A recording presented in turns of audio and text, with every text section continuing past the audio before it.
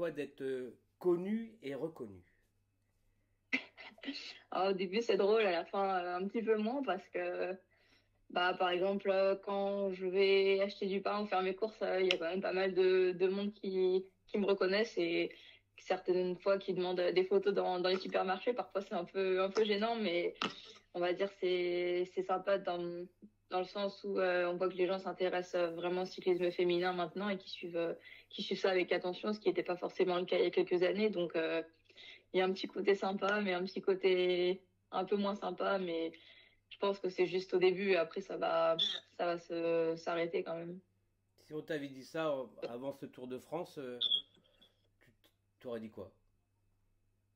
Oh bah, après, quand on vient sur le tour, forcément, c'est pour gagner. Tout le monde est là pour gagner au moins une étape. Après, ouais, deux de rang, j'aurais pas forcément imaginé ça, mais bah, c'est la beauté du sport. Parfois, c'est compliqué, parfois ça se passe bien, et quand ça se passe bien, bah, faut juste savourer et profiter du moment qui n'arrive pas souvent quand même. Donc, ouais, c'était pas forcément prévu comme ça, mais quand ça se passe bien, bah, c'est parfait.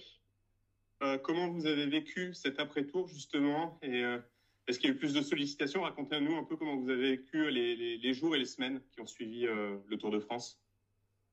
Ouais, au début, les premiers jours, bah, c'était assez triste, un peu, sans l'ambiance Tour de France. Moi, j'étais contente de rentrer chez moi et de prendre un peu quelques jours de vacances, mais c'est sûr qu'au début, ça fait bizarre de pas avoir de dixième étape quand on fait 9 jours comme ça. Mais du coup, j'ai essayé un peu de couper, de vraiment aussi profiter avec les gens que je connais bien et qui sont proches de moi.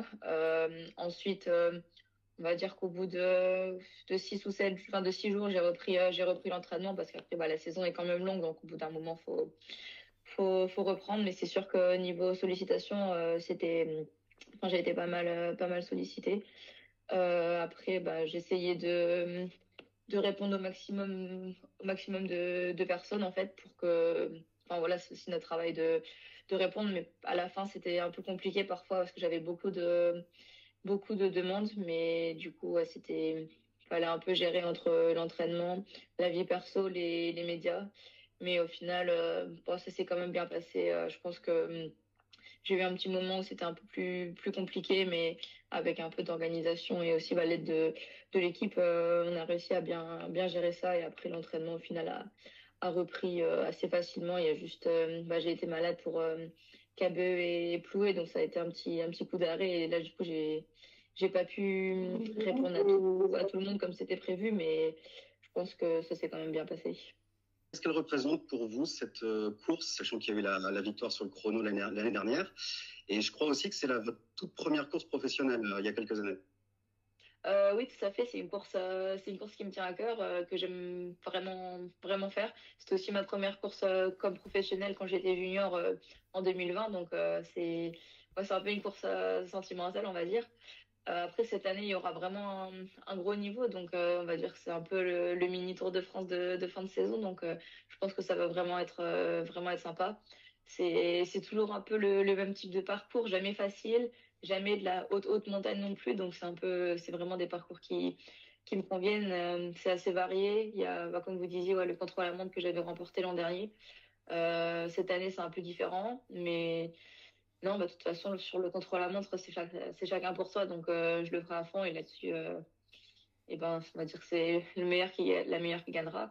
Mais après, sur les autres étapes, bah, on verra en fonction de la stratégie de course et au fur et à mesure des étapes aussi ce qui peut se passer, on sait jamais, mais j'espère que j'aurai ma carte sur une des belles étapes et que j'arriverai à faire du mieux possible, mais sinon, j'espère que les filles de l'équipe aussi pourront accrocher un beau résultat. Tes objectifs sur le Tour du coup de l'Ardèche après ces deux victoires sur le Tour, quels étaient tes principaux objectifs là sur ce Tour au niveau du classement général ou même des victoires d'étape? Bah, pour les objectifs, j'avoue qu'on n'a pas encore fait le briefing général avec l'équipe, donc dans la globalité, je sais pas trop. Je serai pas là pour le classement général. On a deux filles qui seront surtout là pour ça. Moi, ce sera pas mon rôle. Mon rôle, ce sera plus de les épauler pour le classement général. Je pense que j'aurai ma carte sur une ou deux étapes, mais pour l'instant, on n'a pas fait le briefing, donc j'avoue, je peux pas dire vraiment sur lesquelles. Bon, après, il y aura le chrono, forcément une discipline qui me tient à cœur également. Donc là-dessus, ça sera à 100%. Mais après, d'un point de vue personnel, c'est sûr, essayer de ramener une victoire d'étape sur une des étapes où j'aurai ma carte. Et sinon, retrouver des bonnes sensations en aidant nos leaders sur les étapes les plus difficiles. Et puis, vraiment continuer la préparation pour les championnats du monde pour essayer d'arriver le mieux possible. Moi, je voulais te parler de tes routes d'entraînement du côté du Verdon, dans le Var et dans les Alpes de Haute-Provence, pardon. Il y a encore quelques jours, tu étais du côté du lac de Sainte-Croix, si je ne dis pas de bêtises. Est-ce que tu peux un peu me parler de ces routes d'entraînement et de ton lien avec cette région? Oui, en fait, je suis arrivée dans ce coin-là un peu par hasard. En fait, je sais même pas pourquoi là exactement. Je voulais un peu des meilleures conditions pour rouler. J'en avais un petit peu marre de la pluie en Bretagne. Donc ouais, je me suis retrouvée dans le Var. Très bon coin pour rouler. Ouais, j'aime bien m'entraîner près du lac de Sainte-Croix. C'est sûr que c'est un endroit très, très sympa pour rouler, assez vallonné. C'est un peu un terrain d'entraînement qui me convient parfaitement. Donc, ouais, c'est des routes très sympas. Il y a des groupes aussi qui roulent par là-bas. Donc, ça permet de partager les sorties aussi à plusieurs. Ouais, c'est un bon terrain de jeu d'entraînement. Tu partages ton temps entre la Bretagne et le Var en ce moment? Je suis rentrée en Bretagne pour KBE et plus, mais malheureusement j'étais malade, donc en fait je suis restée chez mes parents, donc ça m'a permis un peu de voir ma famille. Mais je rentre pas souvent en Bretagne parce que pour limiter un peu les déplacements, parce qu'on est souvent aussi en déplacement en course, donc quand on est un peu chez nous tranquille, on aime bien, on apprécie. Donc pour l'instant je reste beaucoup dans le Var. Après cet hiver je retournerai en Bretagne, mais pour l'instant je suis rentrée juste une fois en Bretagne depuis janvier, donc c'est surtout dans le Var quand même. Merci beaucoup. Une question sur les victoires du Tour de France. Est-ce qu'elles vous ont permis de gagner en confiance ou c'est plus long que ça par exemple, en se présentant au Tour de l'Ardèche, on arrive avec un sentiment différent ou est-ce que ça met plus longtemps à maturer chez un coureur ou chez une coureuse? J'avoue que c'est une question assez complexe. Je pense que la première victoire, en fait, m'a donné de la confiance pour le lendemain, pour faire ce que j'ai fait. Après, à plus long terme, je sais pas. Je pense que, déjà, faut prendre un peu chaque course comme. Chaque course est un peu différente. La préparation a été aussi différente. Les objectifs sont différents. Le Tour d'Ardèche, c'est pas un objectif comme le Tour de France. Mais je pense que forcément, je pourrais courir un peu plus libérée aussi en me disant que j'ai déjà deux victoires cette saison, deux belles victoires. Donc, si jamais il faut un peu plus jouer au poker, je pense que je pourrais un peu plus jouer que si j'avais pas forcément de victoire. Donc, je sais pas si ça m'a apporté vraiment beaucoup plus de confiance directement, mais je pense que ça permet de courir un peu différemment. Du coup, en fait, ça fait quoi d'être attendu au tournant? Parce que tu vas être sans doute surveillé comme le lait sur le feu, comme on dit. Ouais, ouais, tout à fait. Après, je suis pas là non plus pour le classement général, donc ça enlève aussi un peu de pression. Après, ouais, je sais que forcément, je serai un peu surveillée, je serai attendue. C'est pas forcément quelque chose que j'aime énormément. J'aime bien être un peu discrète, quoi. Mais bon, c'est comme ça maintenant. Bon, on verra bien. Après, moi, je changerai pas ma façon de courir non plus. Quand on me dira de faire quelque chose, je le ferai. Et puis, quand je serai plus protégée, j'assumerai mon statut. Et puis voilà. Après, c'est la course. Et puis, ce qui devra se passer se passera. Et puis après, on verra bien. Mais moi, je changerai pas ma façon de courir. Si ça passe, ça passe. Si ça passe pas, tant pis. Vous parliez, Maëva, tout à l'heure des routes de l'Ardèche que vous aimez beaucoup, visiblement. Il y a des championnats d'Europe au début du mois d'octobre. Est-ce qu'on vous y retrouvera potentiellement sur ces routes de l'Ardèche? Pour l'instant, la sélection n'est pas encore sortie. J'attends la sélection pour les championnats d'Europe. On verra bien quand elle sortira. Je sais pas si ça va dépendre des championnats du monde ou pas. Pour l'instant, j'ai pas la décision. Ça dépend pas de moi. J'espère y être. Si j'y suis, tant mieux. Si j'y suis pas, tant pis. Je supporterai quand même l'équipe de France. Mais pour l'instant, on n'a pas la sélection encore. C'est la course idéale pour préparer les mondiaux parce que malheureusement, Pauline a décliné sa venue pour se concentrer à fond sur les mondiaux. Donc, du coup, si on se projette sur les mondiaux, c'est la préparation pour préparer les mondiaux. pour vous? Euh, pour moi, je pense que oui. J'ai pas couru depuis le Tour, donc ça fait déjà plus d'un mois. Donc, il faut quand même arriver avec un peu de rythme sur les mondiaux. Donc, je pense que moi, c'est ce que j'ai besoin. Après, il reste encore 2 semaines. Donc, je pense que ouais, c'est vraiment la bonne préparation avec aussi un contre-la-montre parce que je serai alignée sur le contre-la-montre par équipe. Donc, c'est toujours bien de faire un contre-la-montre en course, même si c'est la contre-la-montre individuelle, contrairement au championnat du monde, ce sera un contre-la-montre par équipe. Mais pour moi, oui, je pense que c'est la meilleure chose à faire. Puis c'est vraiment une course que j'avais envie de faire, donc je me voyais pas trop ne pas la faire. Donc avec mon entraîneur, on a réussi à bien gérer en fait le calendrier en adaptant les entraînements et en y mettant donc le Tour de l'Ardèche avant les mondiaux.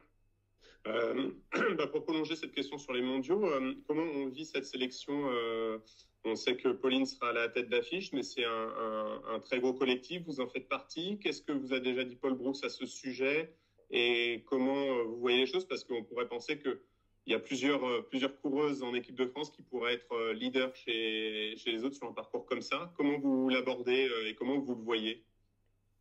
Oui, oui, tout à fait. Déjà, quand j'ai appris ma sélection, c'était une grande fierté de pouvoir faire partie de cette belle équipe de France. Ce sera mes premiers mondiaux, donc ça fait toujours plaisir. Le parcours, sur le papier, en tout cas, il a l'air très difficile, donc je pense qu'en vrai aussi, c'est sûr que Pauline, ça sera l'une des favorites, elle sera forcément très attendue. Je pense que l'équipe de France aussi sera pas mal attendue, mais avec le collectif qu'on a, je pense qu'on aura plusieurs cartes à jouer. C'est quand même encore assez loin, donc bien sûr le briefing n'a pas été fait, mais c'est sûr que Pauline sera forcément la leader, mais il y aura aussi d'autres cartes à jouer en fonction du scénario de course, parce qu'on ne sait jamais comment ça peut se passer. Un championnat, c'est toujours assez spécial.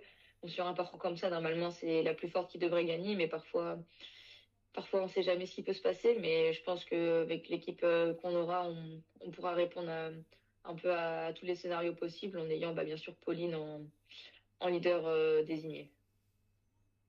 Justement, vous parliez de Pauline. Après on voyait à la fin du tour, vous disiez que ça avait été une de vos idoles de jeunesse, évidemment. Mais vous avez eu un peu de contact à la fin du tour, après le tour. Vous avez échangé quelques messages ou ça en est resté là sur les dernières étapes? Sur la 8e étape, on avait parlé un peu au départ fictif. J'avais 2 victoires, il lui en fallait 2 aussi pour faire aussi bien. Bon, elle a fait encore mieux avec le général. Mais non, non, après le tour, je pense qu'elle, comme moi, on avait aussi un peu envie de penser à autre chose, pas forcément par les vélos. Mais je l'avais revue sur un critérium en Bretagne, donc on avait vraiment pu discuter. Et puis là, enfin, là c'était vraiment ambiance plus décontractée, donc on a pu bien discuter, bien échanger. Elle m'a dit qu'elle aussi, après le tour, elle avait besoin d'un peu de couper plus mentalement que physiquement, mais que voilà, maintenant elle était en préparation pour les championnats du monde et qu'elle serait prête enfin, le jour J. Et on discute de quoi dans ces cas-là quand on se retrouve sur une course à deux, sans tout dévoiler, mais c'est quoi c'est discuter d'autre chose que du vélo ou d'expérience du tour je sais pas. Oh, franchement, un peu de tout. Comment s'est passé l'après-Tour de France, parce que moi, je lui avais dit que j'avais quand même été pas mal sollicitée après le Tour de France, et je pense que depuis des années, elle est pas mal sollicitée, donc elle me donnait un peu aussi des conseils comment faire. Qu'il fallait pas que ça prenne non plus trop de temps et que ça empiète trop sur les entraînements et sur la vie perso non plus. Après, aussi en fonction de la préparation. Et puis aussi, elle habitait du côté de Fréjus, donc elle me demandait si je connaissais tel ou tel endroit qui était sympa pour rouler, parce que j'habite pas très loin. Bon, maintenant, elle n'habite plus là, mais voilà, ça parlait un peu de la carte de France aussi.